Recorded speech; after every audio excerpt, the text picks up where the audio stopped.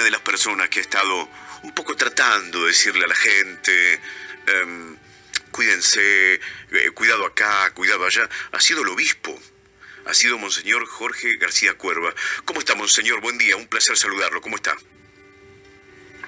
Hola, buenos días, ¿cómo están ustedes? Muy bien. Escuchó lo que decía anteriormente. ¿Por qué los argentinos somos nosotros que nos tienen que decir 3 veces las cosas para que entendamos que estamos haciendo las cosas mal? No, 3 veces no, parece que muchas veces. Nos lo tenemos que decir a nosotros mismos, me parece. Creo que tampoco tenemos que tener una actitud a veces adolescente de que siempre tenemos que esperar el padre o la autoridad que nos diga lo que tenemos que hacer y nos enojamos después con el padre o la autoridad porque proyectamos en el otro nuestros propios fracasos, los errores, sino que creo que a nosotros mismos nos tenemos que constantemente ir diciendo que, bueno, que hay cosas que tenemos que hacer en este tiempo fundamentalmente que tiene que ver con el cuidado personal, con la responsabilidad individual que tiene consecuencias sociales, con tratar de trabajar en conjunto, de tratar de buscar aquello que nos une, generando diálogo, porque también, como leía el otro día, es muy cómodo construir desde el prejuicio. Y me quedé pensando en esa frase que leí, cómodo construir desde el prejuicio, porque en definitiva, entonces todo lo ponemos en términos antagónicos, buenos y malos, santos y pecadores, los que saben y los que no saben. Entonces, esto de construir desde el prejuicio me genera mucha comodidad, porque no voy a buscar nunca intermedios, nunca voy a buscar lo bueno que tiene el otro, porque en definitiva construyo desde la fragmentación. Lo escuchaba atentamente. Y usted hace mención, Monseñor, a cuánta gente trabajando para tratar de salvarle la vida a la gente, ¿no? Claro, porque resto. Exacto, justamente ayer fue el Domingo del Buen Pastor, y en ocasión del Domingo del Buen Pastor, a veces se reduce la imagen del buen pastor solamente a los clérigos, es decir, a los sacerdotes. Y yo digo, no, buenos pastores son todos los padres de familia, buenos pastores son también aquellos que nos cuidan, buenos pastores son nuestros maestros, todos a imagen del buen pastor que es Jesucristo, lógicamente. Entonces yo decía, ¿cuántos en este tiempo, como buenos pastores, están cuidando la vida, ¿no? Y hablaba desde los médicos, los maestros, los voluntarios de Cáritas, la gente que trabaja en los comedores, y también pensar en aquellos que están expuestos todo el día al contacto con los demás y lógicamente son personas de riesgo por estar, por ejemplo, en la caja de un supermercado, por estar en la seguridad y estar cuidándonos también en las calles. Bueno, un montón de gente que está haciendo bien las cosas y justamente fíjense que lo hacen no desde la fragmentación, sino desde el servicio, desde el desinterés y desde la propia vocación. Y eso es ser buenos pastores, ¿no?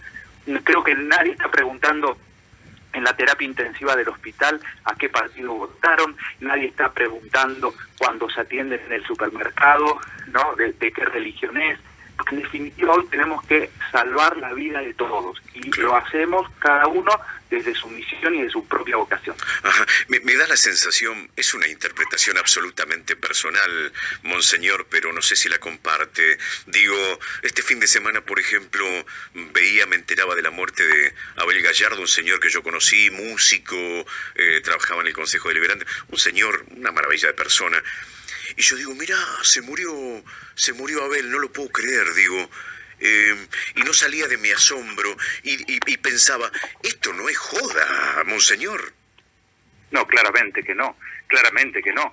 Por eso yo justamente ayer en la misa decía que también teníamos que ser pastores de nosotros mismos, cuidándonos de 2 lobos, daba esa imagen del pastor y los lobos, ¿no? Decía, uno es el COVID. Creo que tenemos que saber claramente que es una pandemia, que es una situación muy complicada la que estamos viviendo y que de esta tenemos que salir juntos. Y la otra, yo hablaba de la desinformación y aquellos videos propiamente ligados a la religión, que a veces nos envenenan el alma, que nos entristecen, que todavía hoy están en una campaña antivacuna, que todavía hoy están en esta negación de lo que realmente está sucediendo. Entonces yo decía, bueno, seamos pastores de nosotros mismos, cuidémonos de aquellos que creen que esto no es joda. ¿no? O sea, cuidémonos de aquellos que creen que esto es una tontería, que es un invento, que es... Bueno, no, me parece que tenemos que tomar conciencia que no lo es, ¿no? La enfermedad la tenemos cada vez más cerca, estamos en lo que dicen la segunda ola, y creo que todo el personal sanitario lo sabe mejor que nosotros, y por eso tienen que ser ellos los que nos conduzcan y los que nos digan lo que tenemos que hacer en este tiempo, porque son los que saben, ¿no? Lo que pasa que el otro problema, el otro problema que tenemos, que yo creo que ya lo hemos hablado varias veces, es que el argentino opina de todo, ¿no? O sea, por un lado nos es muy cómodo construir desde el prejuicio, porque en definitiva ponemos de un lado y del otro, pero también nos es muy cómodo poner las culpas afuera y sabiendo nosotros la respuesta y la solución de todo, ¿no? Claro, Entonces, todos sabemos la solución de todo hasta el momento que nos toca llevar adelante algo y ahí hacemos agua. Monseñor, ¿y le ha pasado, usted ha vivido una situación de esta naturaleza, digo, de alguna persona allegada a usted que lamentablemente lo haya pasado mal con el coronavirus? Sí, bueno, yo tengo una tía que falleció el año pasado, en el mes de agosto. Bueno, creo que el fallecimiento de mi tía, que yo empecé a repensar que había que hacer una propuesta concreta de lo que eran los servicios fúnebres y lo que era la despedida de los seres queridos, Sí, en lo que se llama el último adiós, ¿no?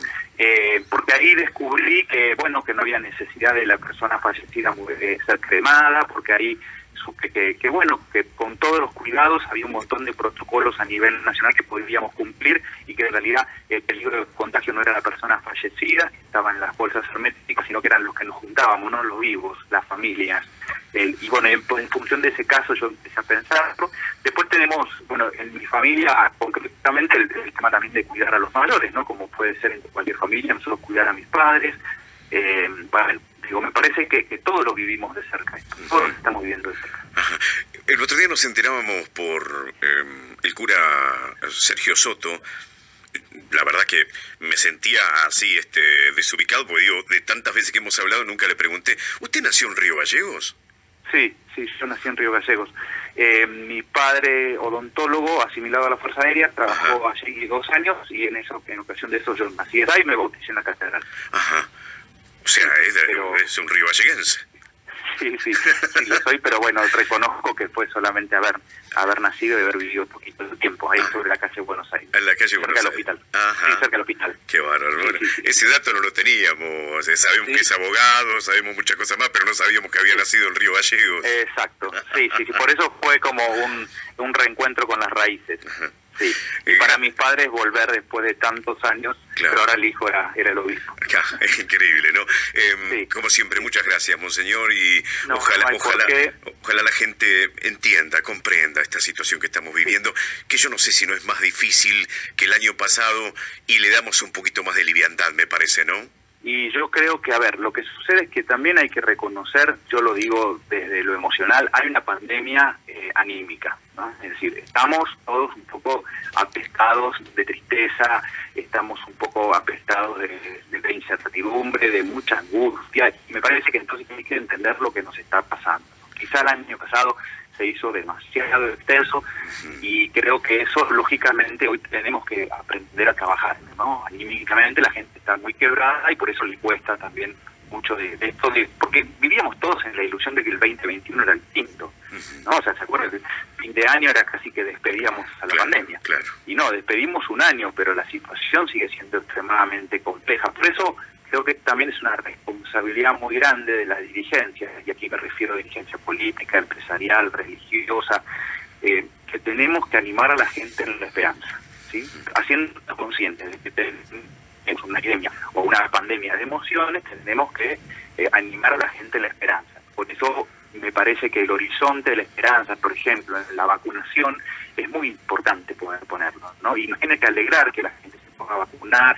El otro día, alguno de los sacerdotes que lo nombraba Sergio por su edad ya pudo vacunarse, 60 años, y entonces digo que qué bueno es eso, ¿no? Y ojalá algún día lo podamos hacer todos, y me parece que tenemos que poner también un poco de horizonte de esperanza, porque si no, bien, vamos a aportar la pandemia incertidumbre, lo que tenemos igual a ti.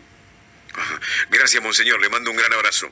Un gran abrazo para ustedes, que Dios los bendiga. Y termino, aconsejo, hay un documento que la semana pasada firmamos con todos los obispos de Argentina, porque hizo otra reunión anual de manera anual.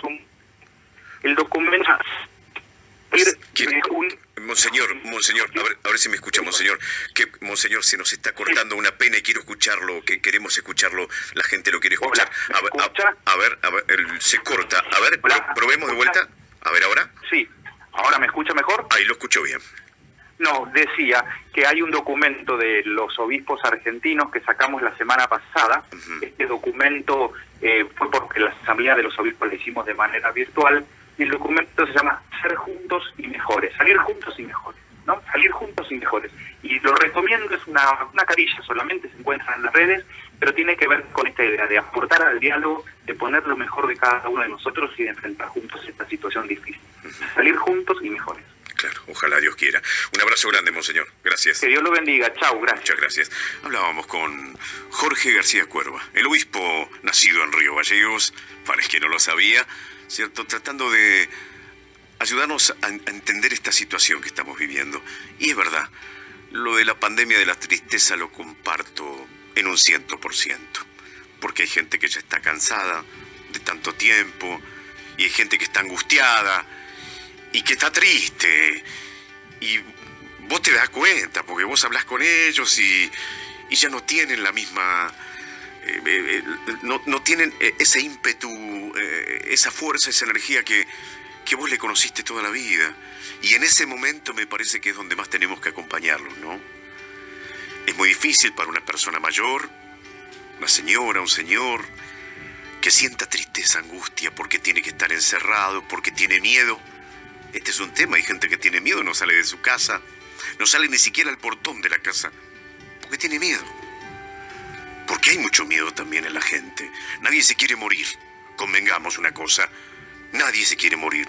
Y tiene los afectos, y tiene la gente que más le agrada, y no puede verlos. Es todo un tema. Y por otro lado tenés un grupo de jóvenes, gente joven, gente que está bien, digo físicamente, y que le juega a pito catalán a la realidad verdaderamente de la pandemia.